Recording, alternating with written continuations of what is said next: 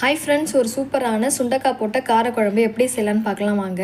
அதுக்கு முதல்ல நான் எலுமிச்சை சைஸ் அளவுக்கு புளியை தண்ணி ஊற்றி கல்லுப்பு போட்டு நல்லா ஊற வச்சுக்கிறேங்க. இது தனியாக இருக்கட்டும். அதுக்குள்ளே சுண்டக்காவோட காம்பெல்லாம் தனித்தனியாக எடுத்துகிட்டு இந்த மாதிரி ஒரு கவரை வச்சு ஒரு பூண்டி இடிக்கிற கல்லெல்லாம் நல்லா இடித்து எடுத்து வச்சுக்கிறேங்க. தண்ணியில் போட்டு வச்சுக்கலாம். தண்ணியில் போட்டால் தான் சுண்டக்காய் கருகாமல் இருக்கும். இல்லைனா தண்ணியில் போடாமல் இருந்ததுன்னா சுண்டக்காய் நல்லா கருப்பாயிடுங்க.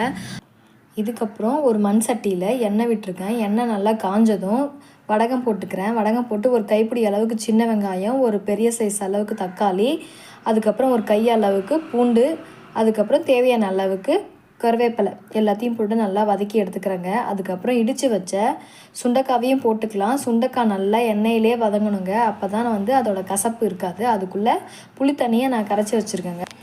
குழம்பு மிளகாத்தூள் ஒரு 2.5 ஸ்பூன் போட்டிருக்கேங்க. காரத்துக்கு ஏற்ற மாதிரி போட்டிருக்கேன். எங்கள் வீட்டில் காரம் கம்மியாக தான் சாப்பிடுவாங்க. அதனால் அதுக்கேற்ற மாதிரி 2.5 ஸ்பூன் போட்டிருக்கேன். போட்டு எல்லாத்தையும் நல்லா கரைச்சி எடுத்துக்கலாம். சுண்டைக்காய் நல்லா வதங்கிடுச்சுங்க. கலர் மாறிடுச்சு பார்த்தீங்களா? இந்த ஸ்டேஜில் கரைச்சி வச்சுருக்க புளி தண்ணியை எடுத்து ஊற்றிக்கலாம். ஒரு மூடி போட்டு மூடி வச்சுக்கிறேங்க. குழம்பு நல்லா கொதிச்சு வரட்டும். கொஞ்சம் திக்காக இருக்கக்குள்ளே ஒரு கட்டி வெல்லம் கொஞ்சமாக போட்டுக்கிறேன். போட்டு நல்லா கொதிச்சு எண்ணெய் பிரிஞ்சு வருங்க. அந்த ஸ்டேஜில் ஸ்டவ் ஆஃப் பண்ணிடலாம். அவ்வளோதாங்க, சுண்டைக்காய் போட்ட காரக்குழம்பு ரெடி ஆகிடுச்சு. இது ஆறினவுடனே இன்னமும் நல்லா திக்காகிடுங்க சட்டின்றதுனால. உங்களுக்கும் பிடிச்சிருந்தா நீங்களும் செஞ்சு பாருங்கள். மறக்காமல் என்னோட சேனலை சப்ஸ்கிரைப் பண்ணுங்கள், லைக் பண்ணுங்கள், கமெண்ட் பண்ணுங்கள். தேங்க்ஸ் ஃபார் வாட்சிங்.